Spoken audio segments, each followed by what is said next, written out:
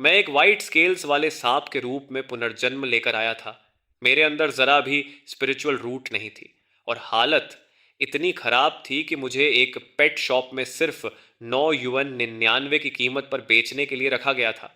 लेकिन तभी high school की क्वीन गुकिंगान ने मुझे एक नज़र देखा और उसी पल जिद करके मेरे साथ लाइफ कॉन्ट्रैक्ट साइन कर लिया। पर किसी को यह नहीं पता था कि गुकिंगान असल में मौत से वापस लौटी हुई इंसान थी।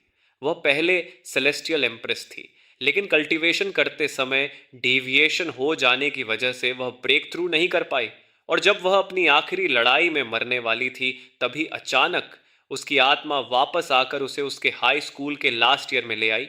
नई जिंदगी मिलने के बाद उसने फैसला किया कि अब वह अपनी पुरानी कल्टीवेशन की राह छोड़कर वाइटल एनर्जी पर आधारित मार्शल आर्ट्स पर ध्यान देगी। उसने धीरे से कहा कि शायद वह मुझे सेलेस्टियल ट्रेजर्स नहीं दे सकती, लेकिन वह मेरी आखिरी सांस तक मेरा ख्याल रखेगी। मगर उसे यह बिल्कुल नहीं पता था कि मेरे अंदर डिवाइन डिवॉरिंग सिस्टम जाग चुका है। जब तक मैं लगातार वाइटल एनर्जी को डिवॉर करता रहूं, तब तक मैं अनंत तक बढ़ सकता हूं। और अगर मैं कीमती चीजें खाऊं तो मैं म्यूटेट होकर ड्रैगन भी बन सकता हूं। मुझे देखते हुए उसने कहा कि तुम पूरी तरह सफेद हो, इसलिए अब से तुम्हारा नाम चाओबे होगा। फिर उसने मेरे सामने एक छोटी सी सफेद झींगा रख दी और सच कहूं तो उसे देखते ही मेरे मुंह में पानी आ गया। मैंने तुरंत अपना मुंह खोला और झींगे का मांस काट कर उसे लालच से खाने लगा। उसी समय मेरे दिमाग में एक इलेक्ट्रॉनिक सिंथेटिक आवाज गूंजी, डिवाइन डवोरिंग सिस्टम सक्सेसफुली बाउंड, बधाई हो होस्ट को फ्रोजन श्रिम्प मीट डवोर करने के लिए 0.1 वाइटल एनर्जी पॉइंट्स मिले। और पहली बार डिवावर करने पर रिवॉर्ड के रूप में प्यूरिफिकेशन ट्री की initial branch unlock, digestion ability improved. यह आवाज़ सुनते ही मैं अंदर से खुशी से झूम उठा, क्योंकि यह सच में एक सिस्टम था। मैंने जल्दी से सिस्टम की जानकारी देखी और तुरंत उसकी ताकत समझ गया। अगर मैं मांस, खून या स्पिरिचुअल एनर्जी वाली चीज़ें खाऊं तो मुझे वाइटल एनर्जी पॉइंट्स मिलेंगे, और अगर कीमती चीज़ें डिवावर करूं तो प्यूरिफिकेशन पॉइंट्स मिलेंगे, जिससे प्यूरिफिकेशन ट्री की नई ब्रांचेस अनलॉक होंगी। मतलब साफ था कि जब तक मैं बस खाता रहूं और खाता रहूं, तब तक मैं अनंत तक इवॉल्व कर सकता हूं। तभी मेरी आंखों के सामने एक हल्का नीला इंटरफेस उभरा, जो मेरे एट्रीब्यूट्स का पैनल था। और सच कहूं तो सब कुछ इतना कमजोर था कि अगर मैं किसी असली मॉन्स्टर बीस्ट से टकरा जाऊं तो वह मुझे स्नैक की तरह भी नहीं खाएगा। इसलिए मुझे चुपचाप धीरे धीरे ग्रो करना होगा। यही सोचकर मैंने फिर से अपना मुंह गुकिंगन की तरफ खोल दिया। गुकिंगन ने मुझे देखकर हैरानी से कहा कि शॉपकीपर ने तो कहा था कि इसे हर 3 दिन में एक बार खिलाना काफ़ी है। फिर मुझे क्यों लग रहा है कि यह अभी भी भूखा है। उसने थोड़ी झिझक के साथ मुझे एक और झींगा का टुकड़ा दे दिया, फिर एक टुकड़ा, 2 टुकड़े, और ऐसे करते करते लगातार 9 टुकड़े। आखिर में मेरा पेट इतना भर गया कि मैं और नहीं खा सकता था। लेकिन फिर भी मुझे 0.09 विटालिटी पॉइंट्स मिल गए। अगर यही चलता रहा और दिन में 3 बार खाने पर हर बार 0.1 मिलता रहा, तो सिर्फ 3 दिनों में मेरी वाइटैलिटी वैल्यू 100 मिलियन पार कर जाएगी। ये सोचकर मैं और ज़्यादा एक्साइटेड हो गया। लेकिन गुकिंगन मुझे देखकर थोड़ी हैरान लग रही थी और बुदबुदाई कि लगता है चाओबे की भूख काफ़ी ज़्यादा है। खैर, ये तो बस सफ़ेद झींगे हैं। डिस युआन में तो इनका पूरा बड़ा बैग मिल जाता है। अगर ये ज़्यादा खाता है तो खाए। उसके बाद गुकिंगन थोड़ी देर शहर की सड़कों पर घूमती रही और फिर घर लौट आई। घर के अंदर कदम रखते ही उसने चारों तरफ देखा और धीरे से कहा कि मैं फिर से इस घर में लौट आई हूँ। भले ही यह घर टूटा फूटा है, लेकिन फिर भी कितना गर्म जोशी भरा लगता है। पापा, मम्मी, क्या आप लोग ठीक हैं? चिंता मत कीजिए। इस बार मैं अपनी पिछली जिंदगी की उस दुखद घटना को हमारे परिवार में दोबारा नहीं होने दूंगी। उसकी ये बातें सुनकर मैं, जो अभी तक थोड़ा सुस्त था, अचानक चौकन्ना हो गया और मेरी आंखें आश्चर्य से फैल गईं। 1 मिनट रुकिए मेरी मालकिन। ये तो एक रीइंकारनेटेड पर्सन है, यानी एक ट्रांसमाइग्रेटर और एक रीइंकारनेटेड इंसान एक ही टीम में। सच में कमाल की जोड़ी बन गई। मैंने सिर उठाकर गुकिंगान को देखा और उसी समय उसने भी मुझे देखा। वह धीरे धीरे अपने पिछले जीवन की बातें याद करने लगी और बोली कि पिछले जन्म में उसने बीस्ट मास्टर टैलेंट जगाया था और अपनी सारी ऊर्जा और पैसा लगाकर भी वह मुश्किल से बिगिनर बीस्ट मास्टर बन पाई थी।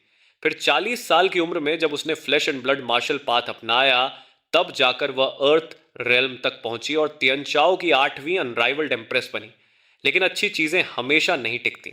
आखिर युद्ध में वह गिर गई, और उसे नहीं पता कैसे मरते समय अचानक वह फिर से जिंदा हो गई और वापस अपने हाई स्कूल के आखिरी साल में आ गई। इस बार उसने तय किया कि वह फिर से बीस्ट टेमर की राह नहीं चलेगी।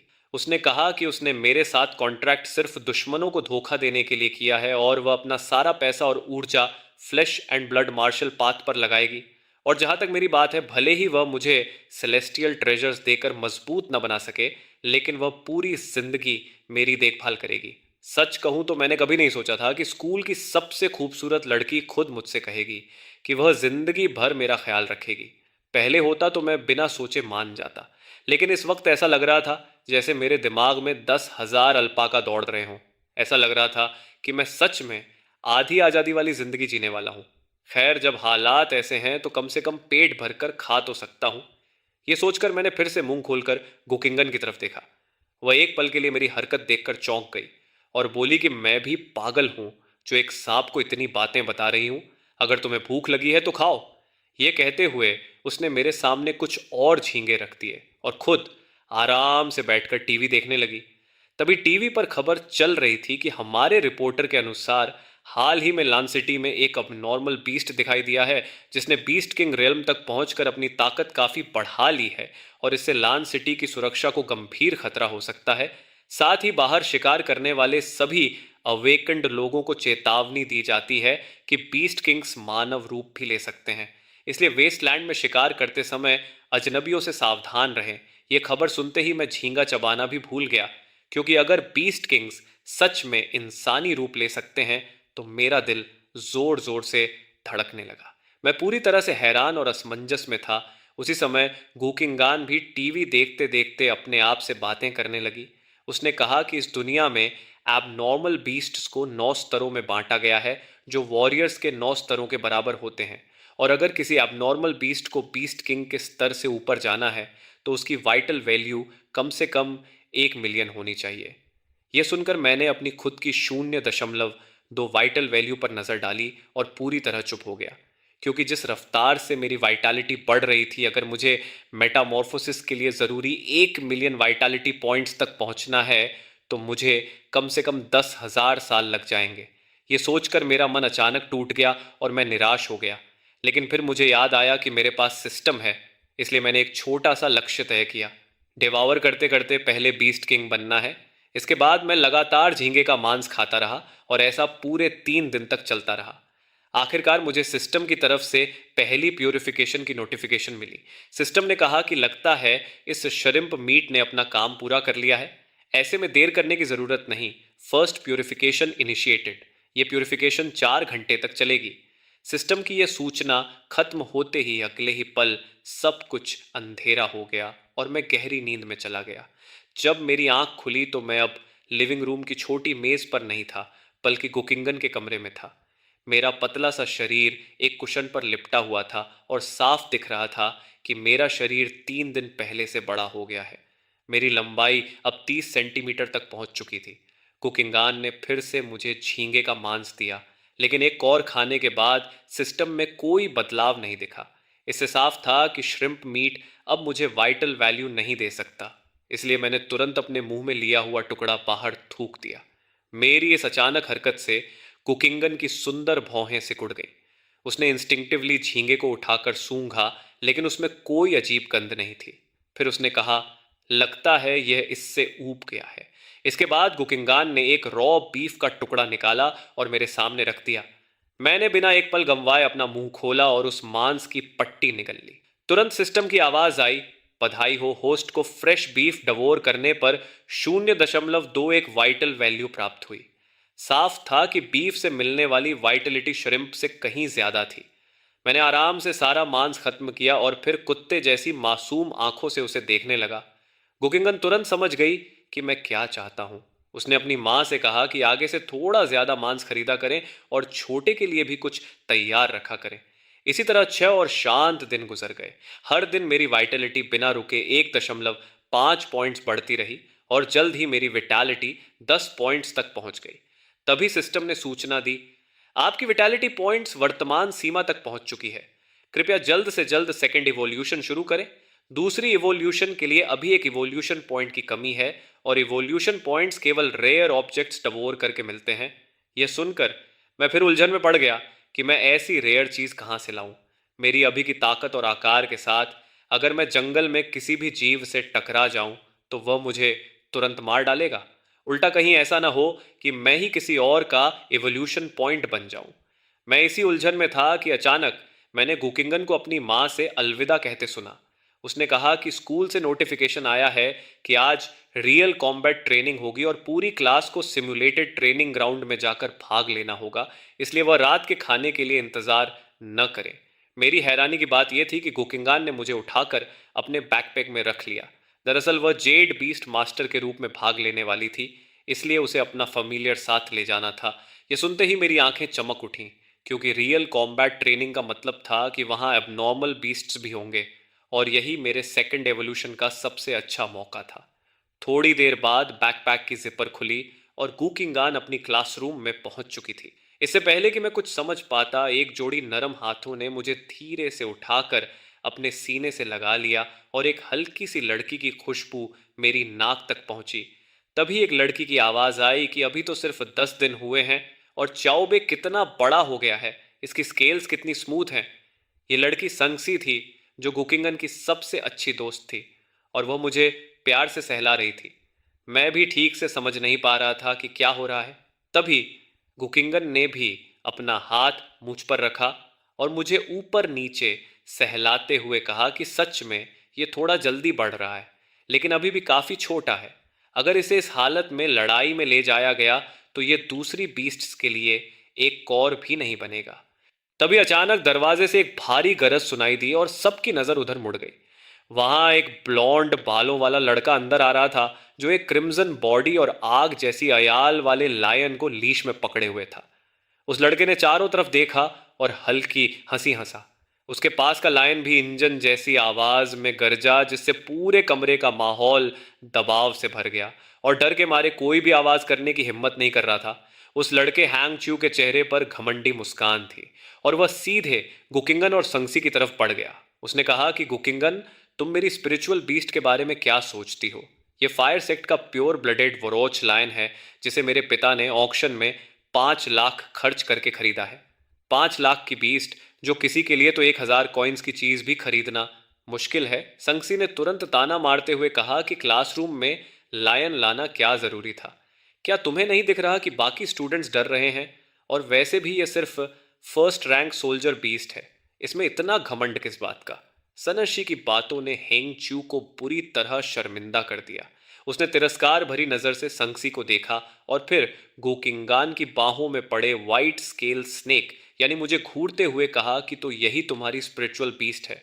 बुरा मत मानना, लेकिन एक बीस्ट मास्टर की पहली स्पिरिचुअल बीस्ट बहुत महत्वपूर्ण होती है। तुमने इतनी लापरवाही से एक साधारण वाइट स्पिरिट स्नेक से कॉन्ट्रैक्ट कैसे कर लिया? अगर तुम्हें कोई ठीक बीस्ट नहीं मिल रही थी तो मुझसे कह देती।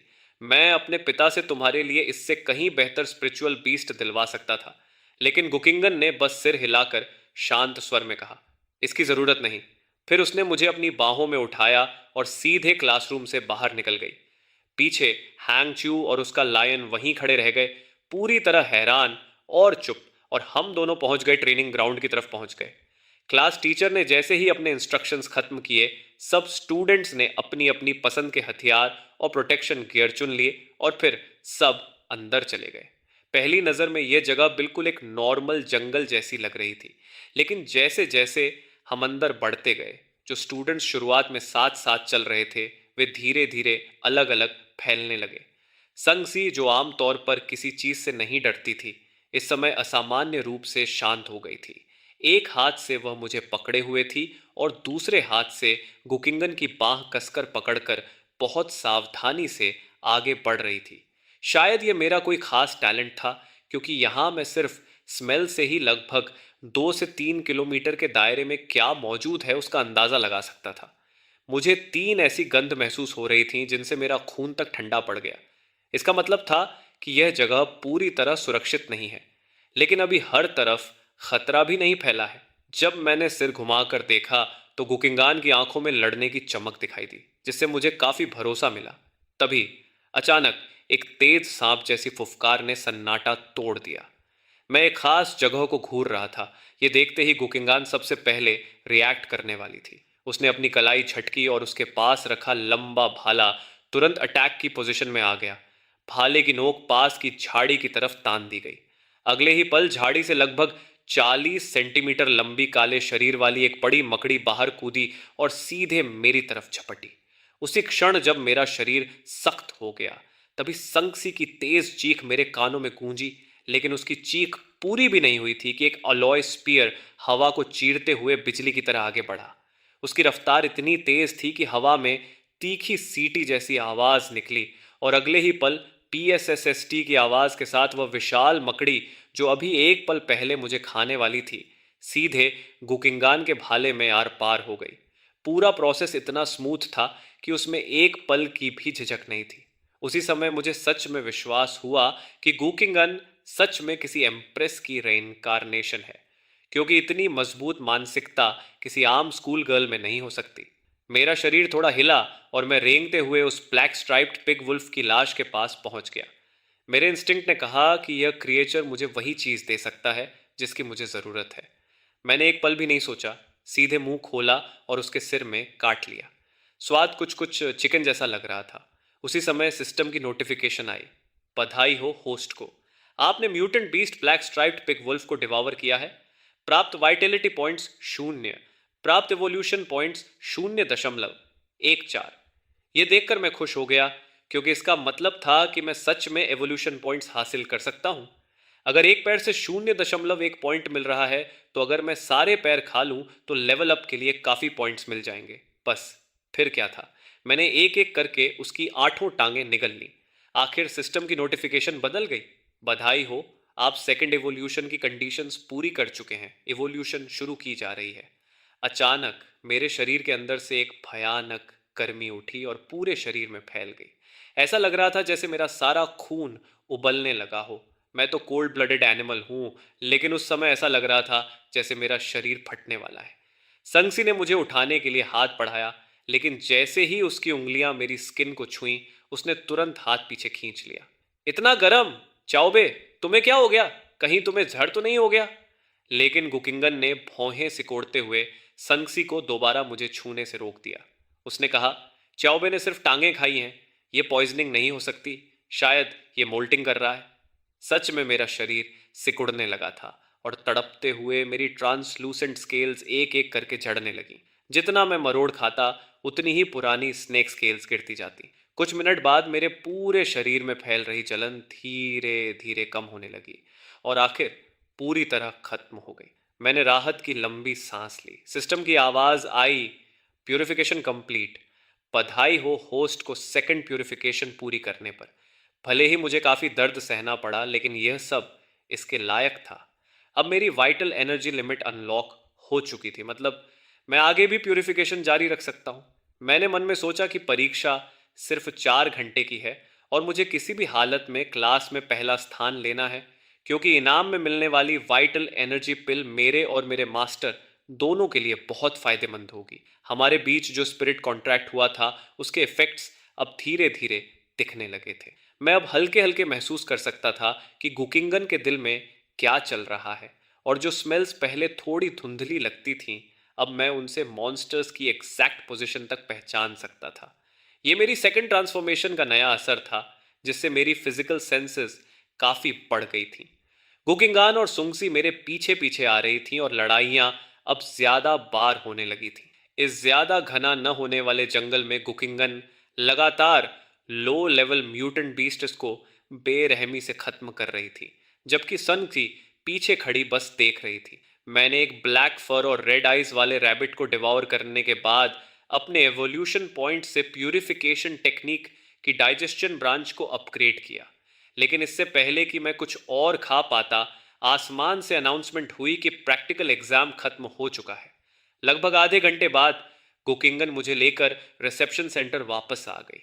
जैसे ही हांगचू ने उसे आते देखा, वह तुरंत उसके पास दौड़कर आया और बोला, गुकिंगन, मुझे एक 177 पॉइंट्स मिले हैं, बाकी सबका हाईएस्ट सिर्फ 45 पॉइंट्स है। कैसा लगा? इम्प्रेसिव है ना? ये कहते समय उसकी आंखों में घमंड और उम्मीद साफ दिख रही थी। वह चाहता था कि गुकिंगन उसकी तारीफ करे, लेकिन गुकिंगान को इसमें बिल्कुल भी दिलचस्पी नहीं थी। 177 पॉइंट सुनकर उसने बस चुपचाप राहत की सांस ली, फिर ठंडी मुस्कान के साथ अपनी कॉम्बैट रिकॉर्डिंग जमा करने चली गई। तभी संगसी ने हैंगचू की तरफ आंखें घुमाकर कहा, तुम्हारे पिता ने इतनी हाई लेवल स्पिरिचुअल बीस्ट खरीद कर दी और फिर भी इतना कम स्कोर? सच में इतनी शेखी बघारने की हिम्मत सिर्फ तुम में ही हो सकती है। सुनांगसी की बात सुनते ही वांगचू का चेहरा तुरंत बदल गया और उसका ठंडा दिमाग जैसे एक पल में गायब हो गया। वह बोला, भले ही यह स्कोर मुझे मेरे पिता की मदद से मिला हो, लेकिन फिर भी यह पूरी क्लास का सबसे अच्छा स्कोर है। संगसी, सच में तुम ही हो जो इतनी ज्यादा कॉन्फिडेंट हो सकती हो। संगसी ने हल्की मुस्कान के साथ कहा, जब यंग मास्टर इतने कॉन्फिडेंट हैं तो क्यों ना एक बेट लगा लिया जाए। अगर तुम्हारा स्कोर सबसे ज्यादा हुआ तो मैं तुम्हें एक ब्लड रिफाइनिंग पिल और तुम्हारी स्पिरिचुअल बीस्ट के लिए 2 मिक्स्ड ब्लड पिल्स दूंगी। यह सुनते ही वांगचू जोर से हंस पड़ा और बोला, जो स्टूडेंट्स अभी तक अपनी वीडियो सबमिट नहीं किए हैं उनमें सिर्फ तुम और कुकिंगन बचे हो। कुकिंगन का वाइट स्केल स्नेक तो साफ साफ बेकार है, और जहां तक तुम्हारी बात है, तुम्हारी स्ट्रेंथ भले ही बुरी नहीं है, लेकिन तुम जैसी छोटी लड़की चाहे कितनी भी स्ट्रांग हो, क्या सच में मेरे विंटरफायर डिवोरिंग लायन से आगे निकल सकती हो? अगर तुम हार गई तो तुम्हें मुझे विलियो अकाउंट देना होगा। वांगचू का चेहरा पूरा भरोसे से भरा हुआ था और उसके होठों पर फिर से वही घमंडी मुस्कान आ गई, लेकिन अगले ही पल क्लास टीचर की आवाज गूंज उठी, गुकिंगान 234 पॉइंट्स। यह सुनते ही पूरी क्लास की नजर टीचर की तरफ चली गई। जो वांगचू एक पल पहले तक पूरा कॉन्फिडेंट था, उसकी मुस्कान तुरंत जमकर रह गई।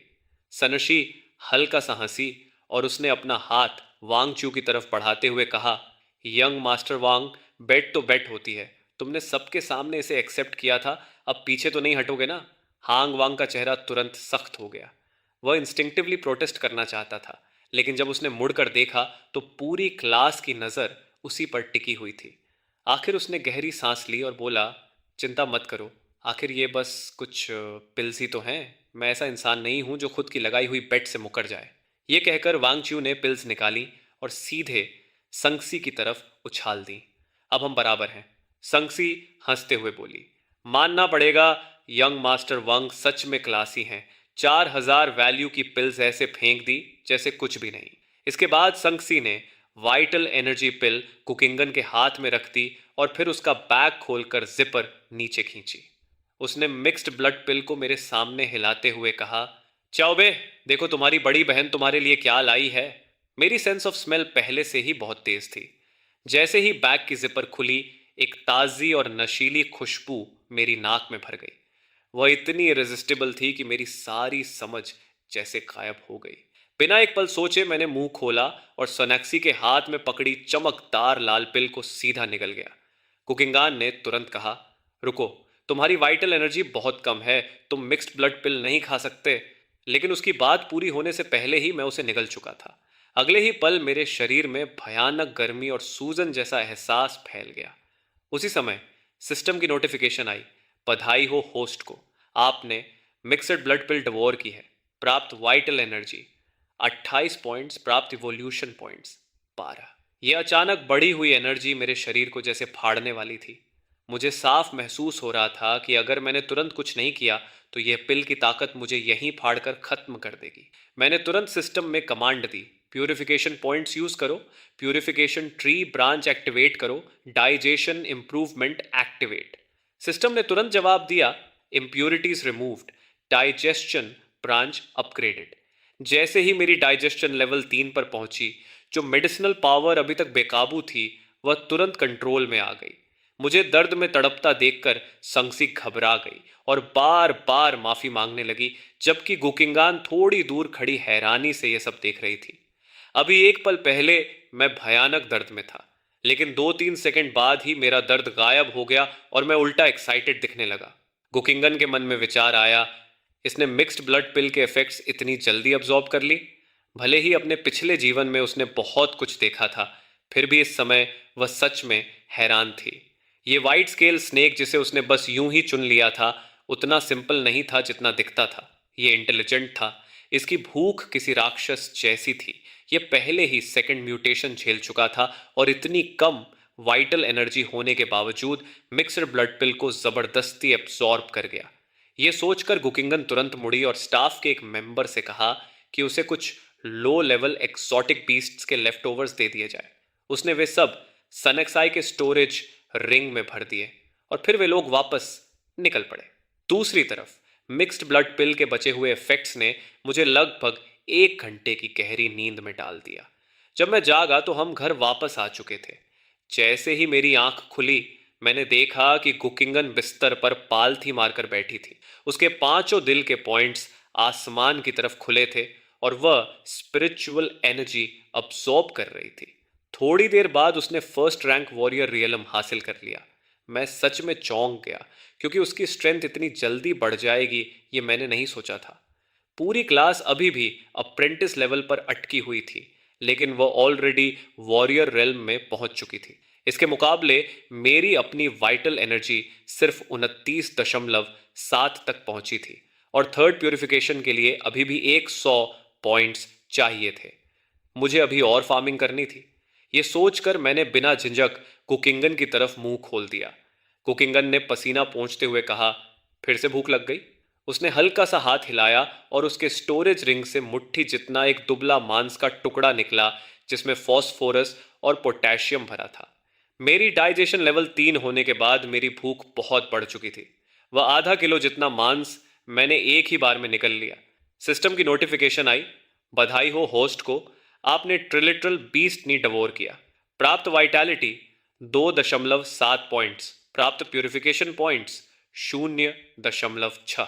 2.7 वाइटैलिटी पॉइंट्स सच में कम नहीं थे, क्योंकि पहले पूरे दिन खाने पर भी इतना नहीं मिलता था, लेकिन इसके बाद भी मुझे लगा कि मेरा पेट अभी खाली है।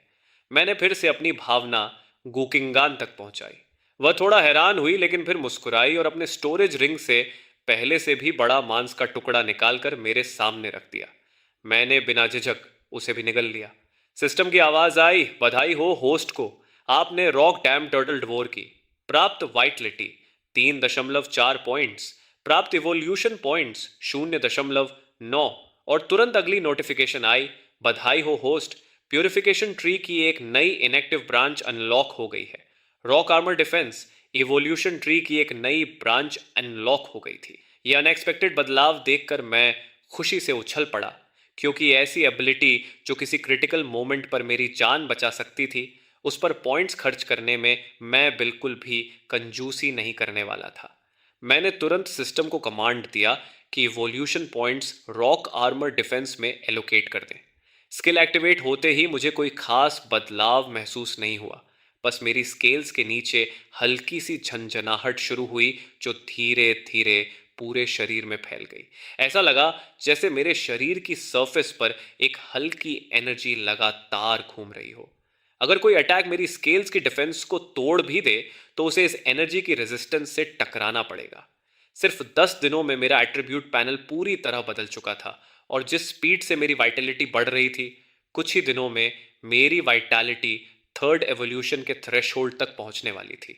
इसी दौरान कुकिंगन को WS फर्स्ट रैंक मेडल मिल गया, लेकिन खुश होने के बजाय वह थोड़ा चिंतित दिखाई दे रहा था। उसने कहा कि भले ही फर्स्ट रैंक वॉरियर को अलायंस से हर महीने 1000 क्रेडिट्स और एक वाइटैलिटी पिल मिलती है, लेकिन मेरी वाइटैलिटी की ग्रोथ बनाए रखने के लिए रिसोर्सेज लगातार बढ़ते जाएंगे। मैं 3 दिन से ज्यादा बिना खाए नहीं रह सकता, इसलिए मुझे विटैलिटी पिल चाहिए। लेकिन यह सिर्फ टेम्पररी सॉल्यूशन है। असली तरीका है वेस्टलैंड में जाकर हंट करना। उसने धीरे से कहा कि उसे माफ कर दूं, क्योंकि ट्रेनिंग के लिए पैसा कमाने का यही तरीका है। ये वेस्टलैंड वही इलाके थे जो कैटेक्लिज्म के बाद म्यूटेंट बीस्ट से भर गए थे। कुछ लोगों ने वहां से बहुत बड़ी दौलत कमाई थी, लेकिन जहां बड़ा फायदा होता है वहां बड़ा खतरा भी होता है, क्योंकि अक्सर यही सुनने को मिलता था कि कई वॉरियर्स वहीं मारे गए या बुरी तरह घायल हो गए।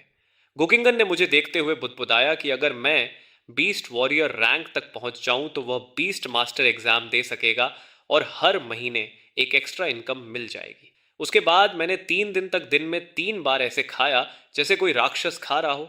आखिर मेरी विटैलिटी फिर से मैक्सिमम तक पहुंच गई। सिस्टम की नोटिफिकेशन आई, divorce successful, vitality gain 2.4, purification points 0, third purification conditions fulfilled, purification starting immediately. इस बार बर्निंग सेंसेशन पहले से भी ज्यादा भयानक थी। मेरी जो स्केल्स पहले पूरी तरह सफेद थीं, उन पर जैसे जलने के निशान की तरह लाल मार्क्स उभरने लगे। मेरी कॉन्शियसनेस धुंधली होने लगी। जैसे ही मैं बेहोश होने वाला था, गुकिंगान ने मेरी हालत में गड़बड़ी देख ली। वह हैरान होकर बोला, तीसरी ट्रांसफॉर्मेशन, ये कैसे संभव है? अपने पिछले जीवन में इंपीरियल रियलम तक पहुंचने के बावजूद उसने बहुत कम म्यूटेंट बीस्ट्स देखी थी जो 3 ट्रांसफॉर्मेशंस पूरी कर सके, और वे सब बिना एक्सेप्शन इंपीरियल रैंक की होती थी। फिर भी अंदर से हैरान होने के बावजूद गुकिंगन शांत रहा। उसने बस हाथ घुमाया और उसकी हथेली में एक हाइब्रिड ब्लड पिल प्रकट हो गई। मुझे रिएक्ट करने का मौका भी नहीं मिला और उसने सीधे वह मिक्स्ड ब्लड पिल मेरे मुंह में डाल दी। जैसे ही पिल अंदर गई, मेरे फ्लैश और ब्लड के फटने जैसा एहसास फिर से शुरू हो गया। लेकिन कुछ ही सेकंड बाद बर्निंग सेंसेशन धीरे धीरे कम होने लगी और दर्द उस लेवल पर आ गया जिसे मैं सह सकता था। कुछ मिनट बाद सिस्टम की आवाज फिर आई, बधाई हो होस्ट को, आपने मिक्स्ड ब्लड पिल डिवावर की, प्राप्त फ्लैश ब्लड वैल्यू 20 ईयर्स, प्राप्त एवोल्यूशन पॉइंट्स 8। बधाई हो होस्ट को थर्ड एवोल्यूशन पूरी करने पर। जब गुकिंगान ने अपने सामने 2 मीटर लंबा सफेद सांप देखा जिसकी आंखें बेहद तेज थीं, तो उसके चेहरे पर अविश्वास और हैरानी साफ दिखाई दी। उसने धीरे से कहा, इतनी जल्दी इवॉल्व हो गया, तुम्हारी ग्रोथ स्पीड तो मेरी भी बराबरी कर रही है। उस पल गुकिंगन के मन में अजीब सी भावनाएं उठ रही थीं। पिछले जीवन में उसने 20 साल बीस्ट मास्टर पाथ पर लगाए थे और आखिर में असफल हो गया था। इस बार उसने शुरुआत से ही फ्लैश ब्लड मार्शल पाथ चुना था। उसने कभी नहीं सोचा था कि यूं ही चुना हुआ ये वाइट स्केल स्नेक उसे इतनी बड़ी सरप्राइज देगा। एक पल के लिए उसके मन में फिर से बीस्ट मास्टर पाथ अपनाने का विचार आया, लेकिन उसने तुरंत सिर हिलाकर उसे दबा दिया। वह कड़वी हंसी हंसते हुए बोला कि फ्लैश ब्लड मार्शल पाथ पर ध्यान देने से मार्शल एम्परर बनना संभव है, लेकिन करोड़ों स्पिरिचुअल बीस्ट्स में से जो बीस्ट गॉड लेवल तक पहुंच सकें, वे उंगलियों पर गिने जा सकते हैं। व्हाइट स्केल स्नेक की ब्लड लाइन का पोटेंशियल आखिरकार सीमित ही है, लेकिन अगर इसे सोल्जर रैंक बीस्ट बना दिया जाए तो वह बीस्ट मास्टर एग्जाम पास करने के लिए काफी होगा। गुकिंगन के दिमाग में कई विचार घूमने लगे और उसकी आंखों में एक चमक आ गई। उसने फैसला किया कि वह फ्लैश ब्लड मार्शल पाथ और बीस्ट मास्टर पाथ दोनों को साथ साथ सीखेगा। रजिस्ट्रेशन और तैयारी खत्म होने के बाद एक स्टाफ मेंबर के साथ हम दोनों ट्रेनिंग फॉरेस्ट की तरफ गए। जैसे ही मैं जंगल के अंदर गया, हवा की स्मेल तुरंत बदल गई। अलग अलग दिशाओं से आती हॉस्टिल ऑनरस और बीस्ट्स की गंध मेरी सेंसेस पर हमला करने लगी और एक अजीब सी दबाव की फीलिंग पैदा हो गई। गुकिंगन ने मेरे सिर पर हाथ रखकर कहा, श्याओबे, बस कोशिश करना, खुद को मजबूर मत करना। उसे अपने पिछले जीवन का प्री सिलेक्शन एग्जाम याद आ गया जो उसने 4 बार दिया था, और यहाँ छोड़ी गई सारी स्ट्रेंज बीस्ट्स भी वेस्टलैंड से लाई गई थीं। मैं तुरंत चारों तरफ स्मेल लेकर सबसे कमजोर टारगेट की दिशा में तेजी से बढ़ा और एक नीची झाड़ी वाले इलाके तक पहुंच गया। जैसे ही मैंने उसकी एग्जैक्ट पोजीशन पहचानने की कोशिश की, एक तेज तीखी बदबू मेरी नाक में घुस गई। अगले ही पल एक स्कॉर्पियन की पूंछ बिजली की तरह सीधे मेरे सिर की तरफ आई। उसकी स्पीड इतनी तेज थी कि मुझे रिएक्ट करने का मुश्किल से समय मिला। मैं बस इंस्टिंक्ट से सिकुड़ गया और उसका स्टिंगर बाल बाल बचाकर निकल गया। तब मैंने आखिर अपने ओपोनेंट को साफ देखा। लगभग 50 सेंटीमीटर लंबा जेट ब्लैक क्रीचर, आगे 2 विशाल पिंसर्स और पीछे ऊपर उठी हुई चमकदार लाल डंक वाली पूंछ। और मैं तुरंत समझ गया, ये एक वेनमस स्कॉर्पियन किंग है। ये क्रीचर बिल्कुल भी आसान नहीं था। इसकी डिफेंस बेहद मजबूत थी और इसका पॉइजन अटैक बहुत ही खतरनाक था। अगर इसकी पूंछ का डंक एक बार भी लग जाए तो या तो तुरंत मौत हो सकती थी या फिर हमेशा के लिए अपाहिज होना तय था। पास ही खड़ा एग्जाम सुपरवाइजर जब मुझे और उस स्कॉर्पियन को आमने सामने देख रहा था, तो उसने तुरंत गुकिंगान को सलाह दी कि वह मुझे वापस बुला ले और किसी दूसरे ओपोनेंट को चुन ले। लेकिन मुझे अच्छी तरह पता था कि इस स्कॉर्पियन का अटैक भले ही बहुत ताकतवर हो, मगर इसकी एचपी बहुत कम है। अगर मैं दूसरा ओपोनेंट चुनता तो शायद वह इससे भी ज्यादा मुश्किल होता। इसके अलावा ये काफ़ी स्लो भी था। इसकी हर स्टिंग अटैक से पहले थोड़ी चार्ज टाइम लगती थी। थोड़ी देर की भिड़ंत में ही मैं उसकी कमजोरी समझ चुका था। अचानक मैंने अपनी पूरी ताकत छोड़ दी और अपना बड़ा शरीर आगे फेंक दिया, सीधा डूदी दवंग की तरफ। ये देखकर डूदी दवंग ने फिर से अपनी पूंछ का डंक मेरी तरफ चलाया। इस बार मैं पूरी तरह अलर्ट था। मैंने एक तेज झटके से उस स्टिंग को बाल बाल बचा लिया। उसी समय मेरी स्पीड अचानक बढ़ गई और मैंने मुंह पूरा खोल दिया, जैसे उसे एक ही बार में निगल जाऊंगा। दुधी दवांग ने देखा कि उसका स्टिंग फेल हो गया है, तो उसने तुरंत अपनी दोनों बड़ी पिंसस से हमला करने की कोशिश की। लेकिन अगले ही पल मेरी स्नेक टेल कोड़े की तरह उसके शरीर के साइड में जोर से पड़ी। वह पूरी तरह चौंक गया और उसका शरीर सीधा उलट गया। वह पलटकर फिर से हमला करना चाहता था, मगर तब तक मैं बिजली की तरह उसके चारों तरफ लिपट चुका था। मेरी 120 से ज्यादा विटैलिटी पॉइंट्स की ताकत लगातार दबाव डाल रही थी। उसका शरीर मरोड़ खाने लगा और उसके कवच से कड़कने और टूटने की आवाज आने लगी। पूरी लड़ाई शुरू से खत्म होने तक मुश्किल से 30 सेकंड चली। इतनी तेज लड़ाई देखकर स्टाफ मेंबर भी हैरान रह गया और बोला, तुम्हारा यह वाइट स्केल स्नेक ये तो कुछ ज्यादा ही इंटेलिजेंट लगता है। जब मुझे यकीन हो गया कि डूदी दवांग मर चुका है, तो मैंने मुंह खोलकर उसकी एक बड़ी पिंसर निगल ली। सिस्टम की आवाज आई, बधाई हो होस्ट को, आपने सोल्जर रैंक बीस्ट डूदी दवांग डिवावर किया। प्राप्त वाइटलिटी 5.4 पॉइंट्स। प्राप्त एवोल्यूशन पॉइंट्स 1। नई skill branch unlock, poison purification. तब मुझे समझ आया कि पॉइजन भी काम का है, क्योंकि अगर स्पेशल एट्रीब्यूट वाले क्रिएचर्स को डवोर किया जाए तो प्यूरिफिकेशन ट्री की नई ब्रांचेस अनलॉक हो सकती हैं। पूरी लड़ाई मैंने अकेले लड़ी थी। शुरू से अंत तक गुकिंगन ने दखल नहीं दिया, इसलिए इवैल्यूएशन अपने आप पास हो गया। जब मैंने डूदी दवांग का बाकी शरीर भी खा लिया, तब कुकिंगान को बिना किसी परेशानी के जूनियर बीस्ट टमर सर्टिफिकेट मिल गया। स्टाफ मेंबर मुझे ऊपर से नीचे तक घूरने लगा। फिर उसने कुकिंगान से पूछा, क्या यह व्हाइट स्पिरिट स्नेक बेचने के लिए है? मैं इसके लिए 50,000 युएन देने को तैयार हूं। यह रकम सुनकर मैं अंदर ही अंदर दंग रह गया। मैंने सोचा, वाह, मेरी कीमत इतनी हो गई। कभी मेरी कीमत सिर्फ 9 युआन 99 थी और साथ में एक बड़ा पैकेट स्नैक्स भी फ्री मिलता था। सिर्फ 2 हफ्तों में मेरी वैल्यू 5,000 गुना बढ़ गई। लेकिन गुकिंगन के चेहरे पर जरा भी बदलाव नहीं आया। उसने बस सिर हिलाकर मना कर दिया। स्टाफ मेंबर ने फिर भी इंसिस्ट करने की कोशिश की, लेकिन गुकिंगान ने मुझे इशारा किया, चौबे चलो घर चलते हैं।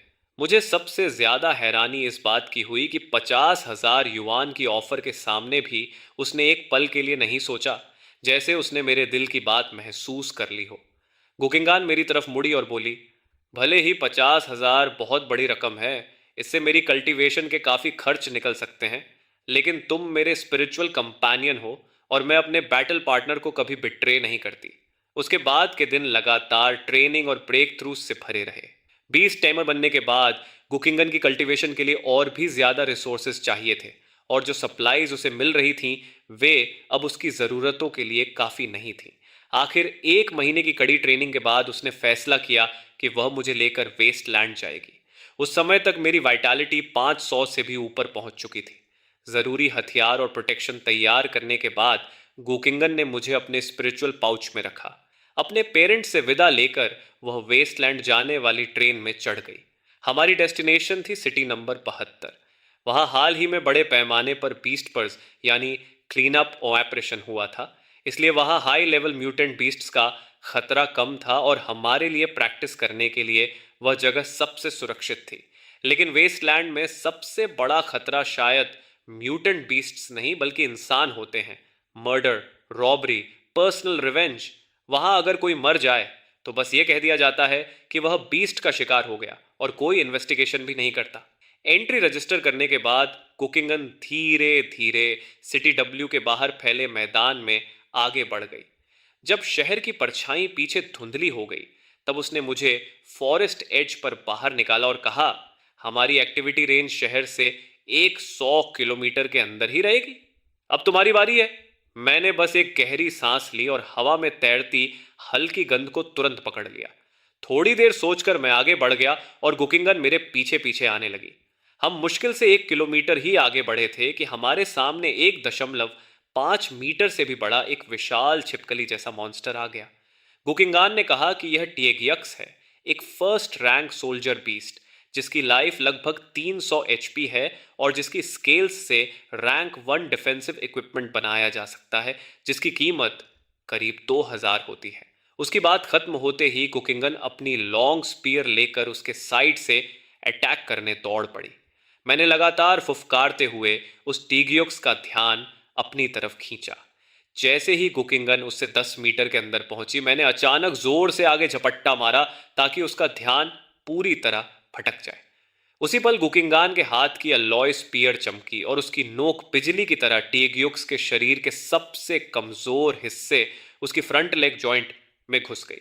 दर्द से चीखते हुए टिएगियोक्स पागल हो गया और बेतहाशा पलटवार करने की कोशिश करने लगा, लेकिन कुछ ही कदम दौड़ने के बाद उसका भारी शरीर जमीन पर गिर पड़ा।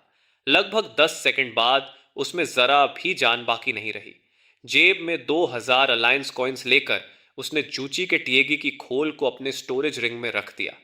फिर वह मुड़ी और उसी दिशा में आगे बढ़ती रही।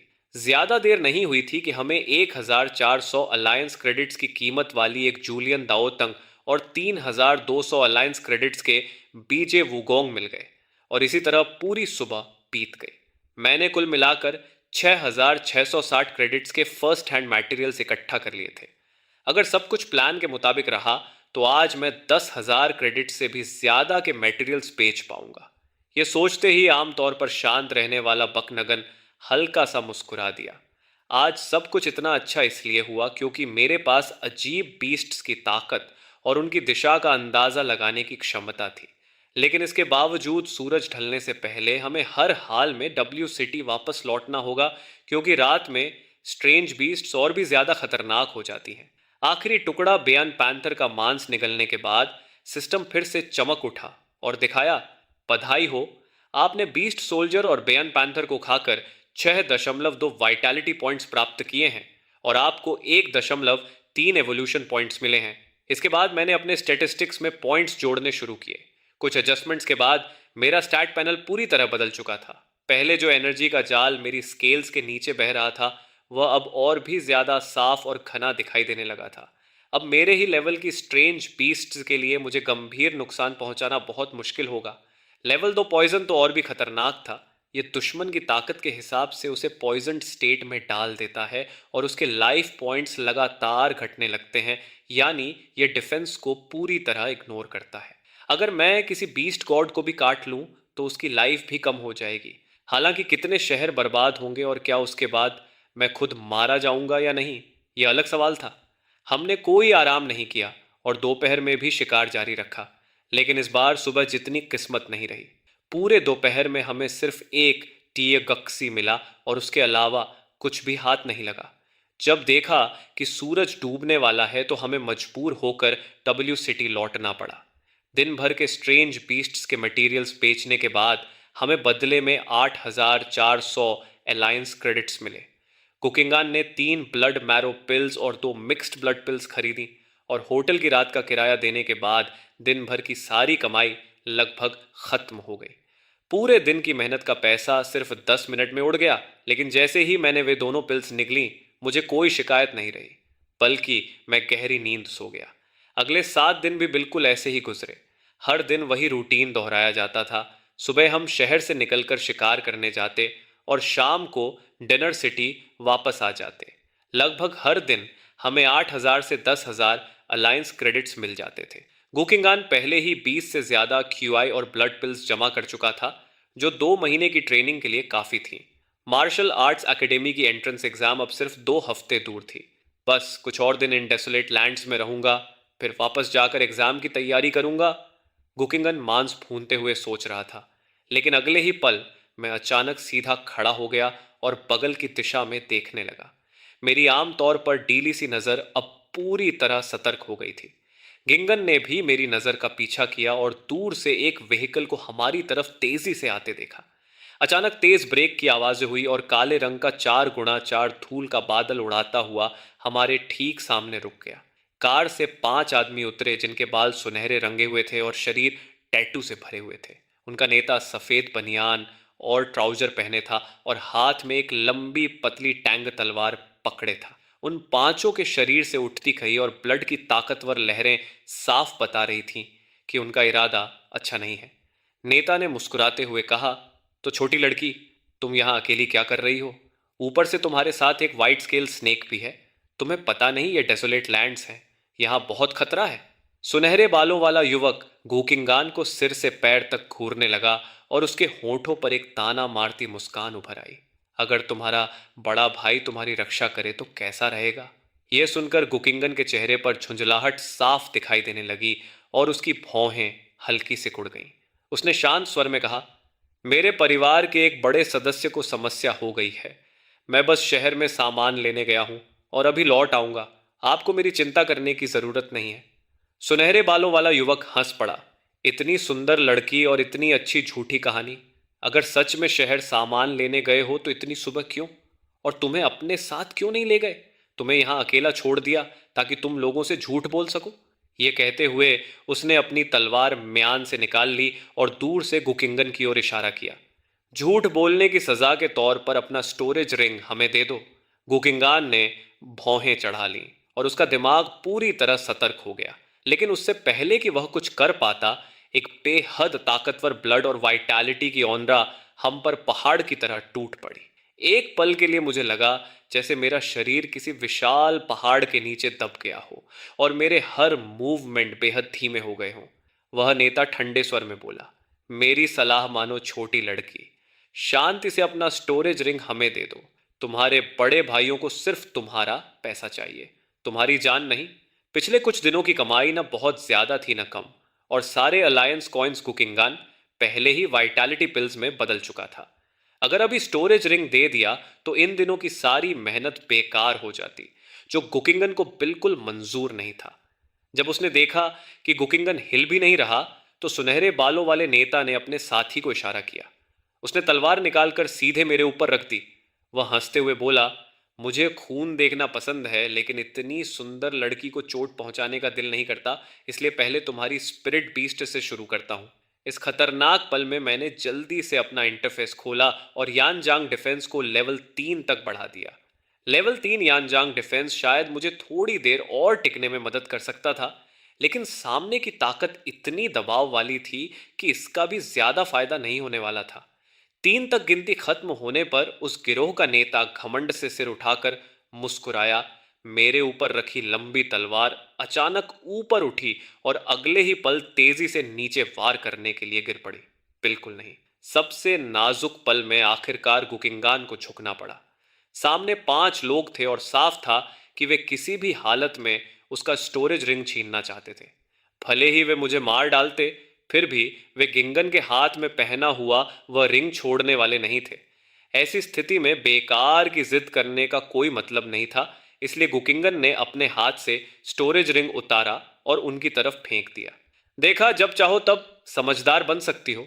गिरोह का सुनहरे बालों वाला नेता विजयी मुस्कान के साथ रिंग पकड़कर उसे देखने लगा, लेकिन कुछ ही सेकंड बाद उसके चेहरे की मुस्कान गायब हो गई और उसने फिर से गुकिंगन की ओर देखा। छोटी लड़की, मेरा मजाक मत उड़ाओ। इसके अंदर सिर्फ 20 विटालिटी पिल्स हैं। क्या तुम हमें भिखारी समझती हो? गुकिंगन के लिए 20 विटालिटी पिल्स पहले से ही बहुत बड़ी रकम थी, लेकिन इन उजाड़ इलाकों में सालों से लड़ते जीते रहने वाले इन लोगों के लिए यह साफ तौर पर बहुत कम था। वह हंसते हुए बोला, हम 5 भाई हैं। तुम्हारी इन 20 पिल्स को बांटेंगे तो हर किसी के हिस्से में क्या आएगा? चलो जल्दी से बाकी सब भी दे दो। गुकिंगन घबरा गई और समझाने लगी कि वह अभी अभी इन डेजोलेट लैंड्स में आई है और उसके पास बस यही सब है। लेकिन सुनहरे बालों वाला आदमी बिल्कुल भी यकीन नहीं कर रहा था। अभी भी मुझे बेवकूफ बनाने की कोशिश कर रही हो? जिसके पास सेकंड ट्रांसफॉर्मेशन वाला व्हाइट स्पिरिट स्नेक जैसा स्पिरिट बीस्ट हो, उसके पास सिर्फ 20 वाइटैलिटी पिल्स होंगी? उसने तिरछी मुस्कान के साथ कहा, अगर तुम खुद से सब कुछ नहीं देना चाहती तो मुझे खुद ही तलाशी लेनी पड़ेगी। इतना कहकर उसने अपना लंबा सेबर फिर से म्यान में डाल लिया और उसके चेहरे पर एक गंदी मुस्कान उभर आई। चौबे! उसी पल गुकिंगान का तना हुआ माथा अचानक ढीला पड़ गया। अगले ही क्षण उसने जमीन में गड़ी लंबी भाला को जोरदार लात मारी और वह हवा में उछलकर सीधे मेरे हाथ में आ गई। उसी समय मैंने अपना सांप जैसा मुंह खोला और तेजी से मेरे पास खड़े आदमी की टखने पर काटने के लिए झपटा। लेकिन जाहिर था कि दुश्मन पहले से ही हम दोनों से सतर्क था। मेरा अचानक किया हमला तुरंत बचा लिया गया और एक लंबी अलॉय ब्लेड सीधे मेरे सिर पर गिरने लगी। सच कहूं तो मुझे भरोसा नहीं था कि मेरी लेवल 3 डिफेंस उस वॉर को सह पाएगी, इसलिए मेरे पास पीछे हटने और दूसरा मौका ढूंढने के अलावा कोई रास्ता नहीं था। उधर गुकिंगान को भी भारी झटका लगा। उसने सोचा था कि पहले नेता पर हमला करके दुश्मन को अस्थिर कर देगी, लेकिन उसकी तकनीक चाहे कितनी भी निपुण क्यों न हो, उस जबरदस्त ताकत के सामने सब बेकार था। कुछ ही वारों के बाद उसे भी पीछे हटकर मेरे पास आना पड़ा। सुनहरे बालों वाला आदमी हंस पड़ा। वाह, छोटी लड़की का तो बड़ा तेज स्वभाव है, लेकिन मुझे ऐसी ही लड़कियां पसंद हैं। जितनी ज्यादा नखरे वाली हों उतना मजा आता है। तुम लोग जाओ और उस स्नेक को मार दो। इस लड़की को मेरे लिए छोड़ दो, बाद में तुम लोग लाइन लगाना। वह घटिया हंसी के साथ बोला। जब पेट भर खा पी लेंगे और मजे कर लेंगे, तब उस गैदरिंग का काम भी निपटा देंगे। उसके मुंह से निकलती गंदी बातें हवा में गूंज रही थीं, लेकिन गुकिंगान ने जैसे कुछ सुना ही नहीं। उसने हल्का सा सिर झुकाकर च्याओलू की तरफ देखा और धीमी आवाज में कहा, इनका निशाना मैं हूं। थोड़ी देर में मैं पूरी कोशिश करूंगी कि इन पांचों को रोक कर रख सकूं। तुम जितना दूर भाग सकते हो भाग जाना। मेरे मरने के बाद मेरी स्पिरिचुअल एनर्जी अपने आप खत्म हो जाएगी और उस समय तुम आजाद हो जाओगे। यह सुनकर मैं बिल्कुल चुप रह गया। बहन, क्या यह ऐसी बातें कहने का समय था? मुझे नहीं पता था कि गुकिंगन कितनी देर टिक पाएगी, लेकिन एक बात पक्की थी, जैसे ही यह गिरोह उसे मार देगा, मेरे पास बचने का कोई मौका नहीं रहेगा, चाहे मेरे पास पंख ही क्यों ना हो। अगर ऐसा ही है तो क्यों ना आखिरी दम तक लड़ लिया जाए। अगर मैं एक को भी अपने साथ कब्र में ले गया तो बराबरी हो जाएगी, और अगर दो को ले गया तो पूरा फायदा ही फायदा है। मैंने उन चारों आदमियों पर नजर दौड़ाई और लगातार स्थिति का विश्लेषण करता रहा। वे धीरे धीरे करीब आ रहे थे और लड़ाई किसी भी पल शुरू हो सकती थी। लेकिन ठीक उसी समय दूर से एक और गाड़ी दिखाई दी। ये सब झमेले वाले लोग कहाँ कहाँ से आ जाते हैं। सिर्फ 30 सेकंड में नया चार बाय चार आकर सबके सामने रुक गया। धीरे धीरे पैसेंजर साइड की खिड़की नीचे हुई और अंदर से एक लड़की का चेहरा दिखाई दिया, जो किगन से बस 1-2 साल बड़ी होगी। बस एक नजर ने ही मुझे भारी दबाव महसूस करा दिया। एक थर्ड रैंक मार्शल आर्टिस्ट। पांचों सुनहरे बालों वाले लोगों के चेहरे अचानक सख्त हो गए। यह तो सिर्फ एक बीस्ट जनरल का मामला था, ये औरत यहां कैसे आ गई? उनमें से एक बोला, छोड़ो, निकलते हैं यहां से। जल्दी टारगेट की तरफ बढ़ो, नहीं तो कोई और पहले पहुंच जाएगा। साफ था कि उस लड़की के अचानक आने से उनके सारे प्लान खराब हो गए थे। जब मैंने देखा कि वे पांचों जाने की तैयारी कर रहे हैं, तो मैंने मन ही मन राहत की सांस ली। लेकिन गुकिंगन ऐसा नहीं सोच रही थी। उसने आवाज लगाई, लॉर्ड जैन, 1 सेकंड रुकिए।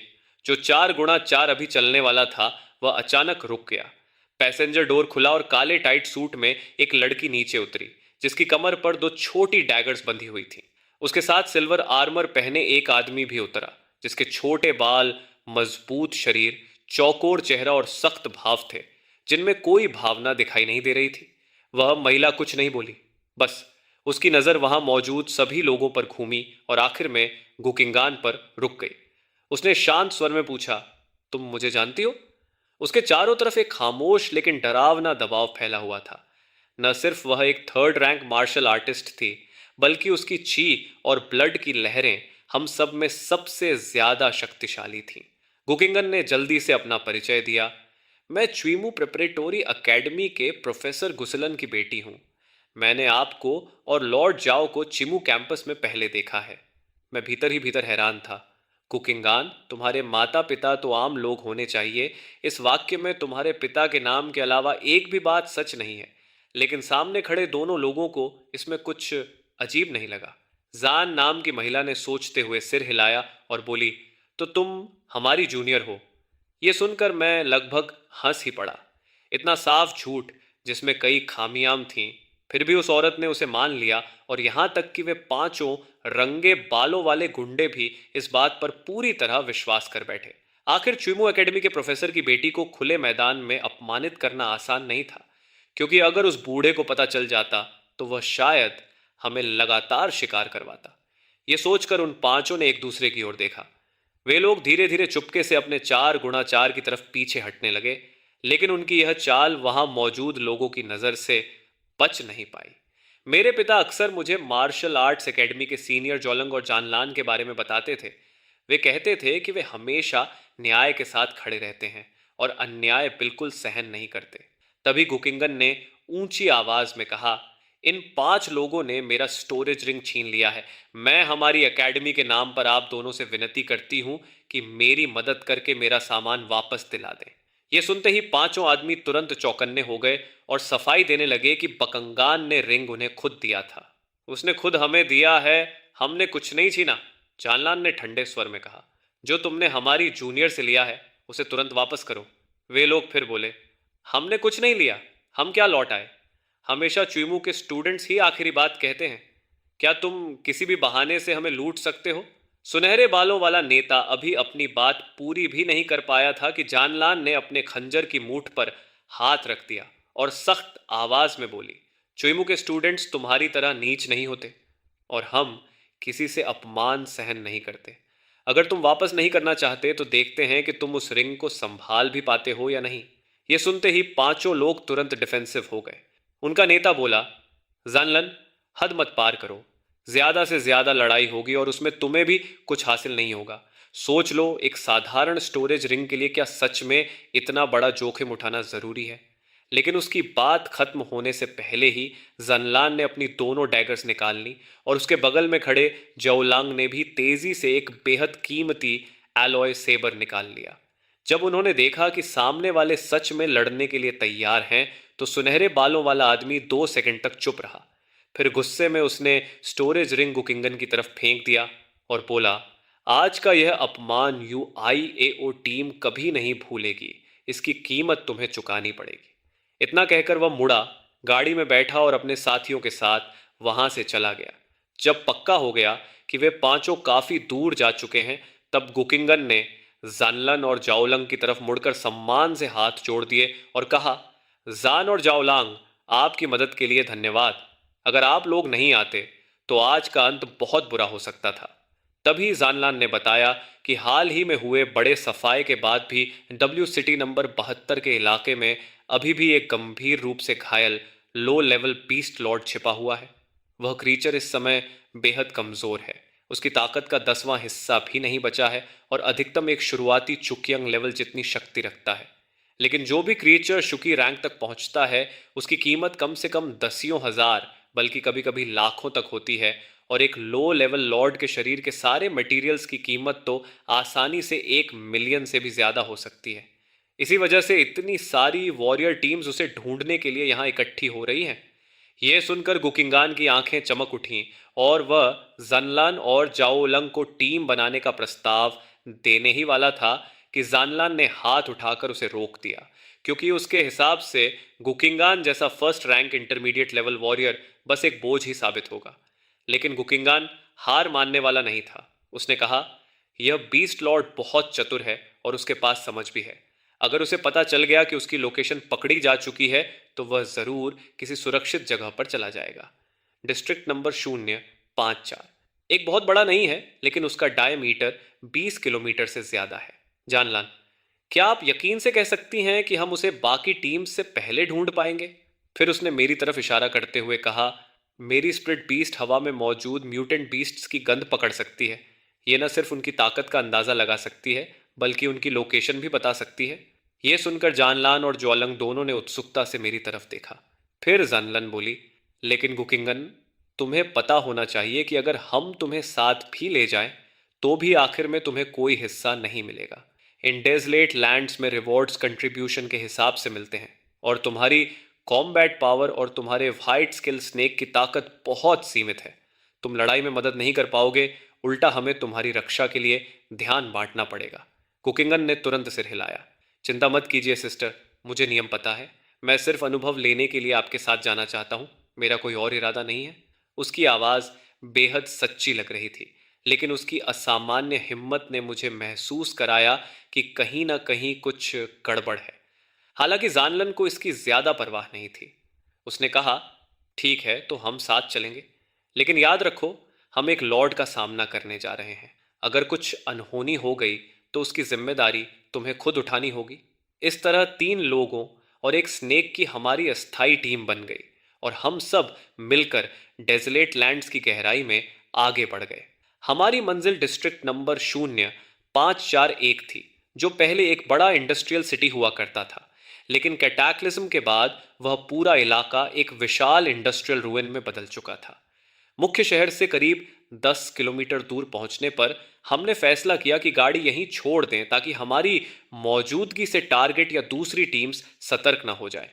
तभी गुकिंगान ने हाथ उठाकर मुझे जंगल के किनारे से बाहर आने का इशारा किया और कहा, चाओ कोशिश करके देखो कि तुम उसे ढूंढ सकते हो या नहीं। डांसर सिटी की हवा से अलग यहां मैं जिन म्यूटेंट बीस्ट की गंध महसूस कर सकता था उनकी संख्या कहीं ज्यादा थी और हर गंध अलग अलग जानकारी दे रही थी। इतने सारे डेटा को प्रोसेस करना आसान नहीं था। 2 मिनट तक बिल्कुल स्थिर रहने के बाद मैंने हल्के से सिर हिला दिया। मेरी इस हरकत ने तुरंत जानलन और जाओलंग का ध्यान खींच लिया। जाओलंग ने हैरानी से कहा, क्या ये वाइट स्केल स्नेक सच में इतनी समझ रखता है? इतनी बुद्धिमान क्रीचर तो बीस्ट टेमर एकेडमी में भी बहुत दुर्लभ होती है। उनकी तारीफ सुनकर गुकिंगान बस हल्का सा मुस्कुरा दिया और बोला, लगता है हमें और अंदर जाना पड़ेगा। फिर हम तीनों शहर के केंद्र की ओर बढ़ते गए, लेकिन पूरे 3 घंटे गुजर गए और उन्होंने लगभग पूरा अर्बन एरिया छान मारा। फिर भी अपने लक्ष्य का कोई निशान नहीं मिला। तब गुकिंगन खुद को रोक नहीं पाया और बोला, जानलन, क्या आप पक्का कह सकती हैं कि वह डिस्ट्रिक्ट 0541 में ही है? क्योंकि अब तक मेरा सूंघने वाला अंदाजा कभी गलत नहीं हुआ था, इसलिए इस बार भी मुझे पूरा यकीन था। सुबह के वक्त कई फाइटर टीमों ने इस काउंटी में उस रीकन बीस्ट को देखा था। जान ने हल्का सा भौहें सिकोड़ी और उसकी नज़र काउंटी 0541 के मैप पर टिकी हुई थी। यह रिकन बीस्ट बुरी तरह घायल थी, इसलिए उसके पीछे हटने का फैसला करने की संभावना लगभग नहीं थी। फिर भी कई फाइटर टीमों ने पूरे शहर को ऊपर से नीचे तक छान मारा था, लेकिन उसे ढूंढ नहीं पाए। जब तक कि एक दूसरे की तरफ देखते ही गुकिंगन और जानलैंड एक साथ बोल उठे, कैटाक्लिज्म से पहले की खदानें। इस शहर के अमीर मिनरल रिसोर्सेस को 50 साल तक लगातार निकाला गया था, जिसके बाद यहां अनगिनत माइनिंग टनल रह गई थीं, जो इतनी बड़ी थीं कि उनमें एक रिकॉन बीस्ट आसानी से अपनी गतिविधियां छिपा सकती थी। तीनों इंसान और वह सांप चुपचाप शहर के मुख्य इलाके से निकलकर मैप पर दिखाए गए माइनिंग जोन की तरफ बढ़ गए, लेकिन खदानों के अंदर की स्थिति गुकिंगन और बाकी लोगों की कल्पना से कहीं ज्यादा जटिल निकली। जिन 2 टनल्स को हमने एक एक करके जांचा था, वे कैटास्ट्रोफी की वजह से पहले ही ध्वस्त हो चुकी थी। इससे भले ही कुछ गलत सुराग हट गए, लेकिन हमारा कीमती समय भी बर्बाद हो गया। रास्ते में हम कई दूसरी फाइटर टीमों से भी टकरा चुके थे। अगर हम ऐसे ही देर करते रहे तो डर था कि बाकी टीमें भी जल्द ही यहां पहुंच जाएंगी। आखिर तय हुआ कि हर कोई अपनी इंस्टिंक्ट से एक टनल चुनेगा। 1 किलोमीटर अंदर जाएंगे और अगर कुछ नहीं मिला तो वापस लौट आएंगे। अगर इन 3 टनल्स में भी कुछ नहीं मिला तो संभव है कि बाकी टीमें हमसे पहले उस रिकॉन बीस्ट को ढूंढ लें, और तब इसका मतलब होगा कि यह रिकॉन बीस्ट हमारे नसीब में नहीं थी। जानलन उन लोगों में से नहीं था जो फैसले लेने में हिचकिचाते हैं, इसलिए उसने तुरंत निर्णय लिया और मैप पर एक टनल चुन ली। जॉइंग ने भी मैप पर एक टनल चुन ली। फिर उसने कहा, सिस्टर गू, अब तुम्हारी बारी। गिंग थोड़ी हैरान दिखी, लेकिन उसने ज्यादा देर नहीं लगाई और मैप को एक नजर देखने के बाद सबसे दक्षिण की टनल चुन ली, जो हमारी वर्तमान स्थिति से सबसे दूर भी थी। इसके बाद तीनों ने अपनी अपनी जांच शुरू कर दी। छानलान और जौलियांग की चुनी हुई टनल में से एक में किसी भी एबनॉर्मल बीस्ट का कोई निशान नहीं मिला, जबकि दूसरी पहले ही ढह चुकी थी। अब सिर्फ एक ही टनल बची थी, सबसे दूर वाली, जिसे गुकिंगान ने चुना था। हम तीनों और वह सांप उस टनल के मुहाने पर खड़े थे और उसके अंधेरे डरावने मुंह को देख रहे थे। पता नहीं क्यों मुझे अचानक एक अजीब सी घबराहट महसूस होने लगी, जैसे मेरे अंदर कोई आवाज मुझे यहां से भाग जाने को कह रही हो। यह एहसास बाकी टनल्स के सामने महसूस हुए एहसास से बिल्कुल उल्टा था। क्या सच में ऐसा हो सकता है कि 3 में से 1 मौके में गुकिंगान ने सही जगह चुन ली हो? मैंने हल्का सा सिर घुमाकर गुकिंगान की तरफ देखा, लेकिन उस समय उसके चेहरे पर कोई भाव नहीं था। वह बस टनल के मुहाने को घूर रही थी, जैसे किसी गहरी सोच में हो। मुझे समझ नहीं आ रहा था कि वह क्या सोच रही है। चलो अंदर चलते हैं। जाओ ने एक ताकतवर टॉर्च निकाली और सबसे पहले टनल के अंदर चला गया। बाकी लोग उसके पीछे पीछे चले। 100 मीटर, 300 मीटर, 500 मीटर। जैसे जैसे हम अंदर बढ़ते गए, मुझे अचानक कुछ अजीब महसूस हुआ और मेरा शरीर अनजाने में ही सख्त हो गया। भले ही यह प्रतिक्रिया बहुत हल्की थी, लेकिन मुझे पूरा यकीन था कि यह जो ताकतवर लाइफ एनर्जी फ्लक्चुएशन है, वह किसी भी सामान्य बीस्ट से नहीं आ सकती। मुझे कुछ कहने की जरूरत ही नहीं पड़ी, क्योंकि गुकिंगन ने पहले ही मेरी बेचैनी को नोटिस कर लिया था। उसने धीमी आवाज में बाकी दोनों की तरफ देखा और फिर मुझसे पूछा, चौबे, तुम्हें कुछ मिला क्या? यह सुनते ही जनलन और जाओ लियांग दोनों चौंक गए और उनके चेहरे पर शक और उम्मीद का मिला जुला भाव आ गया। शुरू में उन्होंने बस इतना सुना था कि मैं अब नॉर्मल बीस्ट्स को ट्रैक कर सकता हूं, इसलिए उन्होंने कुकिंगन को मुझे साथ लाने की इजाज़त दी थी। लेकिन किसने सोचा था कि आखिरकार सच में कुकिंगान के फैसले की वजह से ही हम इस रीकन बीस्ट को ढूंढ लेंगे। जाहिर है जो अग्रीमेंट हमने निकलने से पहले किया था वह अब मायने नहीं रखता था। चिनलान ने धीरे से कुकिंगन से कहा, पहले इस लॉर्ड को संभाल लेते हैं, बाकी बात वापसी पर करेंगे। कुकिंगन ने अपना हाथ घुमाया और स्टोरेज रिंग से 2 पिल्स निकालकर मुझे दे दी। लूशिया, हमें इसे ढूंढने में मदद करो। मैंने पूरी ताकत से उस इंस्टिंक्ट को दबा दिया जो मुझे यहां से भागने के लिए चिल्ला रही थी। उस हल्की हल्की आती गंध का पीछा करते हुए मैं बाकी तीनों को और अंदर ले जाने लगा। शुरुआत में वह गंध मुश्किल से महसूस हो रही थी, लेकिन धीरे धीरे इतनी तेज हो गई कि पूरी टनल उसी ऑरा से भर गई जिससे मुझे इंस्टिंक्टिवली डर लग रहा था। अचानक एक भारी और गहरा गर्जन गूंज उठा। तीनों लोग तुरंत रुक गए और उनकी सांसें भी हल्की हो गईं। आवाज से अंदाजा लगाया जा सकता था कि भले ही यह लॉर्ड बीस्ट बहुत शक्तिशाली दिखती हो, लेकिन वह दर्द और कमजोरी से भी गुजर रही थी। जानलान ने फुसफुसाकर कहा, जाओ लियांग, तुम आगे जाओ, मैं उसके घाव पर हमला करने का मौका ढूंढूंगा। गु, तुम बस साइड से सपोर्ट देना, उसका ध्यान भटकाना, लेकिन सीधे उसका सामना मत करना। यह कहकर उसने आखिरी हिदायत दी। गिगन ने सिर हिलाया और अपनी सिल्वन बेल्ट एक्टिवेट की, जिसने मुझे अपने अंदर समा लिया। फिर वह तीनों अंधेरी माइन में आगे बढ़े और करीब 200 से 300 मीटर और चलने के बाद अचानक सामने का रास्ता खुल गया। धरती की गहराई में असल में एक विशाल प्राकृतिक गुफा मौजूद थी। उनके सामने जो नजारा आया वह एक 4 मीटर से भी ऊंची बीस्ट थी, 4 पैरों पर खड़ी, जिसके पूरे शरीर पर तो कोई घाव नहीं था, लेकिन उसकी पीठ से दर्जनों हड्डियों जैसी नुकीली स्पाइक्स निकली हुई थी। वह एक लो लेवल लॉर्ड था, स्टील बोन वुल्फ किंग।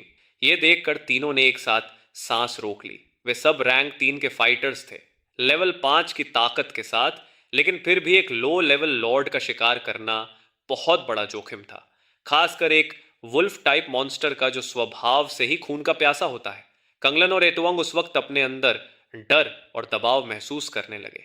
बस एक अच्छी बात थी कि उनका दुश्मन सच में बुरी तरह घायल था। करीब 2 मीटर लंबा और पतला घाव उसके पेट को लगभग पूरी तरह खोल चुका था और उससे लगातार खून बह रहा था। तीनों चुपचाप वहीं खड़े स्टील बोन वुल्फ किंग को अपनी चोट चाटते हुए देखते रहे।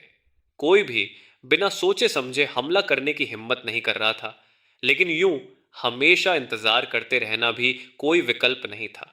स्टील बोन वुल्फ किंग इतना कमजोर हो चुका था और अभी तक कोई दूसरी टीम इस जगह तक नहीं पहुंची थी, इसलिए अभी हमला करना ही सबसे सही रणनीति थी। इसी वजह से जानलान ने तुरंत जियाओलियांग को हमला करने का इशारा किया। स्टीलबोन वुल्फ किंग को जैसे कुछ आभास हो गया, उसने झटके से सिर उठाया और प्रवेश द्वार की तरफ गहरी गुर्राहट की। उसकी भेड़िए जैसी बेचैन आंखें उन्हें घूर रही थीं, मानो चेतावनी दे रही हों कि उसे परेशान न करें। लेकिन उस तीनों की नज़र में वह बस एक घायल और घिर चुकी बीस्ट थी। अब जब वे पकड़े जा चुके थे तो छिपने का कोई फायदा नहीं था। जल्दी खत्म करते हैं। झानलान और जियाओ लियांग एक झटके में आगे बढ़े। जियाओ ने जबरदस्त गुस्से के साथ चार्ज किया। तीसरे रैंक के योद्धा की पूरी लाइफ एनर्जी उसी पल फट पड़ी और उसने अपनी लंबी अलॉय तलवार को पूरी ताकत से उठाकर नीचे दे मारा, जैसे आसमान से झपटता हुआ बाज सीधे स्टील बोन वुल्फ किंग की गर्दन पर वार कर रहा हो। इतनी तेज गति और इतनी जबरदस्त ताकत के सामने अगर मैं होता तो मेरी मौत तय थी। लेकिन स्टील बोन वुल्फ किंग ने बस अपना पंजा उठाया और वार को रोक लिया। धातु के टकराने की तेज आवाज के साथ चिंगारियां उछल पड़ी। उसने इस भयानक वार को सीधे रोक दिया था। जाओ 10 मीटर से भी ज्यादा दूर जा गिरा। उसकी हथेली सुन्न हो गई और उसकी तलवार की धार अब भी कांप रही थी। लेकिन हैरानी की बात यह थी कि घबराने के बजाय उसके चेहरे पर संतोष का भाव था। इसमें बस एक लो लेवल बीस्ट जनरल जितनी ताकत है। जौलियांग की आवाज गूंजी। तभी मुझे एहसास हुआ कि जो जानलान पहले गुकिंगन के पास खड़ा था वह किसी पल चुपचाप गायब हो चुका था। अगले ही पल एक ठंडी चमक स्टील बोन वुल्फ किंग के किनारे से गुजरी और उसके शरीर पर खून से भरी एक गहरी कट लग गई। इस अचानक हमले से स्टील बोन वुल्फ किंग दर्द से दहाड़ उठा। उसने तुरंत अपने पंजे से पास की हवा को झटका, लेकिन वहां कुछ नहीं था। जानलन वार करने के बाद पहले ही पीछे हट चुका था। उसने स्टील बोन वुल्फ किंग को पलटवार का कोई मौका ही नहीं दिया। चाओ और जानलन दोनों अच्छी तरह जानते थे कि स्टील बोन वुल्फ किंग अभी भी एक मास्टर स्पिरिट लेवल की बीस्ट है, और चाहे वह कितना भी घायल क्यों ना हो, उसे सीधे भिड़ना नामुमकिन था। इसलिए उन्हें लगातार उसे परेशान करके उसकी ताकत खत्म करनी थी। यही एकमात्र सही रणनीति थी। इसी के साथ जाओलियांग फिर से आगे बढ़ा और अपनी लंबी अल्लॉय तलवार से एक और वार किया। उसके साथ जानलान भी था, जिसके हाथ में दो छोटे ब्लेड्स थे। एक सामने से हमला करके ध्यान खींच रहा था और दूसरा अचानक वार करके दुश्मन के घाव और गहरे कर रहा था। उनकी कोऑर्डिनेशन इतनी सटीक थी कि देखने वालों को भी आश्चर्य होता। लगातार तीनों हमले अपने निशाने पर लगे। स्टील बोन वुल्फ किंग के जो घाव अभी मुश्किल से भरने लगे थे, वे फिर से बुरी तरह फट गए। तेज दर्द से उसकी बेचैन आंखों के सामने तारे नाचने लगे। तभी एक और हमला आया। जाओलियंग फिर से तलवार लेकर आगे बढ़ा और जन्लान उसके पीछे था। लेकिन इस बार स्टील बोन वुल्फ किंग ने जाओलियांग की तरफ बिल्कुल ध्यान नहीं दिया। उसने अचानक सिर घुमाया और उसकी खून से भरी आंखें सीधे जानलान पर टिक गईं। अगले ही पल उसका विशाल शरीर अचानक अपनी जगह से गायब हो गया। जानलान का दिल जोर से उछल पड़ा। उसने तुरंत प्रतिक्रिया में ऊंची छलांग लगाई और पीछे हटने की कोशिश की, लेकिन जमीन पर उतरने से पहले ही स्टील बोन वुल्फ किंग मुंह खोले उसकी तरफ झपट पड़ा। उस पल जानलान के पास बचने का कोई रास्ता नहीं था और ऐसा लग रहा था कि उसकी मौत तय है। दूसरी तरफ चाओ लियांग पूरी रफ्तार से स्टील बोन वुल्फ किंग की तरफ दौड़ रहा था। उम्मीद कर रहा था कि वह जन्लन को घायल होने से पहले बचा सके। वह स्टील बोन वुल्फ किंग के हमले को रोकना चाहता था, लेकिन उसकी गति स्टील बोन वुल्फ किंग से कैसे टक्कर ले सकती थी। जैसे ही भेड़िए का हमला बेहद करीब पहुंचा, जानलान ने प्रतिरोध की उम्मीद लगभग छोड़ दी। उसने अपनी छोटी डैगर को सामने रखा और स्टील बोन वुल्फ किंग के जबड़े का वार सीधे झेलने के लिए तैयार हो गया।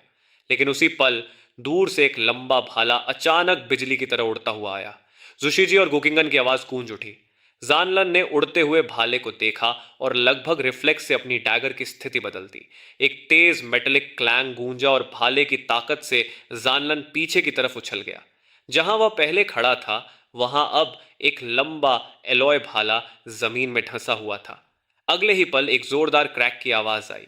वह अलॉय भाला, जो बेहद मजबूत होना चाहिए था, स्टील बोन वुल्फ किंग ने अपने एक ही काट में तोड़ दिया और वह कई टुकड़ों में बिखर गया। जानलान मुश्किल से स्टील बोन वुल्फ किंग के हमले से बच पाया। जमीन पर गिरने के बाद ही वह संभल पाया। मौत के इतने करीब आने की याद से उसकी रीढ़ तक सिहर उठी। यहां तक कि वह मजबूत अलॉय भाला भी इतनी आसानी से टूट गया था। अगर वह काट उसे लग जाता तो वह यहीं हमेशा के लिए मर जाता। भले ही गुकिंगान अभी तक सीधे लड़ाई में शामिल नहीं हुई थी, लेकिन उसकी नजर लगातार स्टील बोन वुल्फ किंग पर टिकी हुई थी। उसकी मदद से जानलान उस घातक हमले से बच तो गया, लेकिन खतरा अभी खत्म नहीं हुआ था। स्टील बोन वुल्फ किंग ने उन्हें सांस लेने का भी मौका नहीं दिया। वह तुरंत पलटा और फिर से जानलान पर झपटा, लेकिन इस बार जानलान को सहारा मिल गया था और वह तेजी से पीछे हट रहा था। उसी वक्त जियाओ लियांग का हमला आ पहुंचा।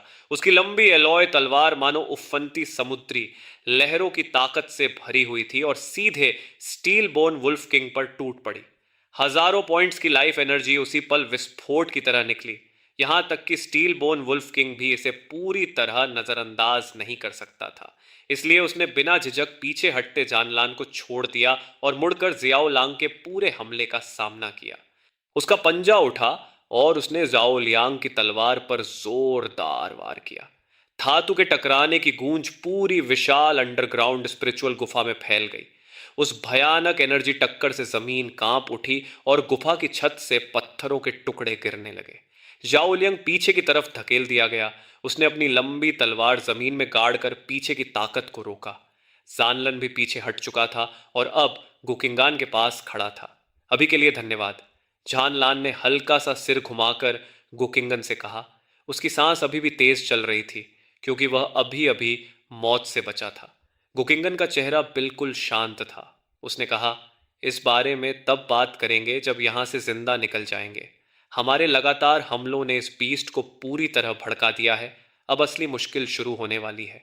तुम दोनों अकेले इस बीस्ट को नहीं गिरा पाओगे चियाओबे, और मुझे भी इस लड़ाई में उतरना पड़ेगा।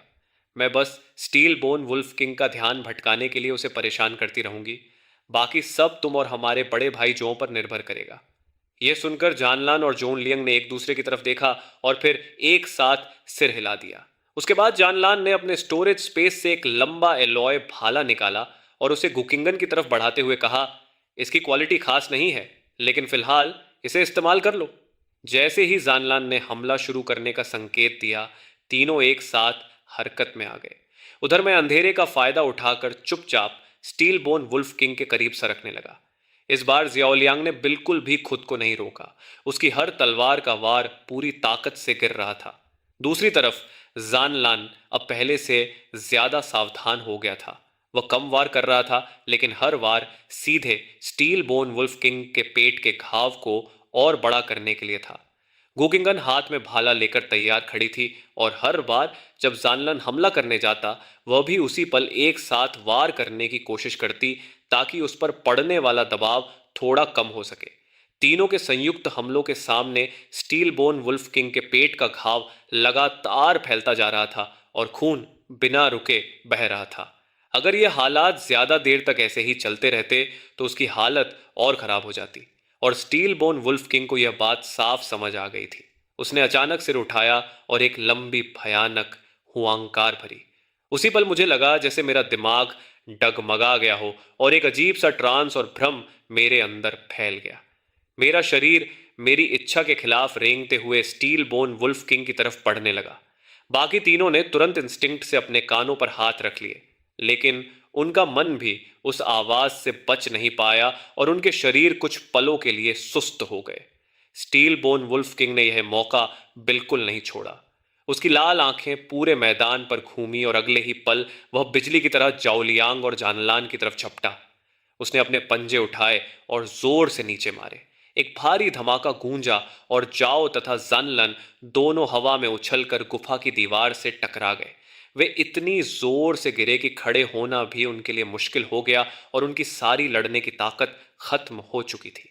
स्टील बोन वुल्फ किंग की तेज नजरें फिर घूमी और वह गुकिंगन की तरफ बढ़ने लगा। लेकिन हैरानी की बात यह थी कि गुकिंगन के चेहरे पर जरा भी डर या घबराहट नहीं थी, बल्कि उसका चेहरा असामान्य रूप से शांत था। तभी उसने अचानक चिल्लाकर कहा, सोल एक्सटिंग्विशिंग नीडल। जो गुकिंगन कुछ पल पहले जड़ सी खड़ी थी, उसने अचानक जोर से आवाज लगाई और उसी पल पूरी गुफा में तेज हवा का तूफान उठ खड़ा हुआ। स्टील बोन वुल्फ किंग, जिसने अभी अपना पंजा उठाया ही था, अचानक वहीं जड़ हो गया और उसकी आंखें खाली सी हो गई। उसी समय मैं, जिसका मन उस भयानक हुआंकार से हिल गया था, अचानक एक सिहरन महसूस करते हुए फिर से अपने शरीर पर काबू पा सका। लेकिन उस हमले को करने के बाद गुकिंगान की हालत बेहद खराब हो गई। उसका शरीर ढीला पड़कर जमीन पर गिर गया और वह खड़ी भी नहीं रह पा रही थी। तभी उसकी कमजोर आवाज आई, चियोबे, और मैं तुरंत समझ गया कि वह क्या कहना चाहती है। मेरी परछाई बिजली की तरह आगे बढ़ी और मैंने अपने दांत स्टील बोन वुल्फ किंग के पेट के घाव में गड़ा दिए। उसी पल मेरा जहर पूरी ताकत से फूट पड़ा और मानो अनंत मात्रा में उसके शरीर के अंदर भरता चला गया। लॉर्ड लेवल की स्ट्रेंज बीस्ट्स की डिफेंस बेहद मजबूत होती है और मैं साफ महसूस कर सकता था कि स्टील बोन वुल्फ किंग का खून और एनर्जी मेरे जहर को रोकने की कोशिश कर रहे हैं। फिर भी वह तुरंत नहीं गिरा। अब मैदान में हम तीनों की लड़ने की क्षमता लगभग खत्म हो चुकी थी। अगर मैंने इस मौके का फायदा नहीं उठाया तो आज हम सब यहीं मर जाते।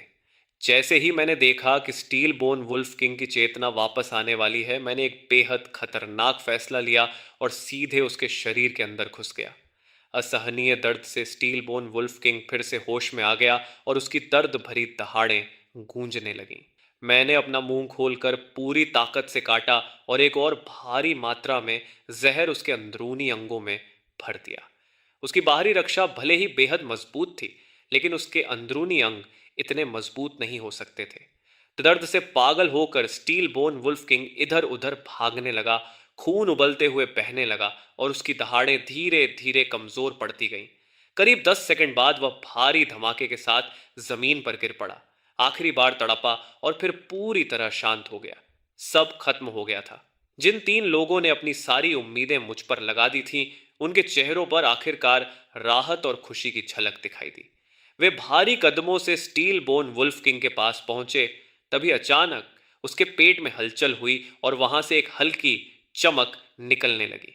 तलवार पकड़े हाथ तुरंत कस गए, लेकिन उससे पहले कि वे कुछ करते, उन्होंने मुझे उसके शरीर के अंदर से बाहर निकलते देखा। मेरे मुंह में कोई अनजान सा अंग था और मैं पूरा खून से लथपथ था, लेकिन ऊर्जा से भरा हुआ लग रहा था। तभी सिस्टम की आवाज गूंजी, बधाई हो, आपने lord class steel bone wolf king को डिवॉर किया है। आपको 350 वाइटैलिटी पॉइंट्स मिले हैं। आपको 220 प्यूरिफिकेशन पॉइंट्स मिले हैं। बधाई हो, आपने प्यूरिफिकेशन टेक्निक की एक नई ब्रांच अनलॉक की है, स्टील बोन्स। इसे एक्टिवेट करने पर पूरे स्केलेटन की रेजिस्टेंस बढ़ जाती है। सच में लॉर्ड क्लास की अपनॉर्मल बीस्ट्स बेहद कमाल की होती हैं। सिर्फ उसके एक अंग से ही मुझे 350 वाइटैलिटी पॉइंट्स, 220 प्यूरिफिकेशन पॉइंट्स और एक नई टेक्निक ब्रांच मिल गई। इतनी अचानक और भारी मात्रा में विटैलिटी मिलने से मुझे लगा जैसे मेरे अंदर की एनर्जी उबल रही हो और मेरा शरीर फटने वाला हो। यह एहसास बिल्कुल वैसा ही था जैसा पहली बार प्यूरिफिकेशन पिल निगलने पर हुआ था।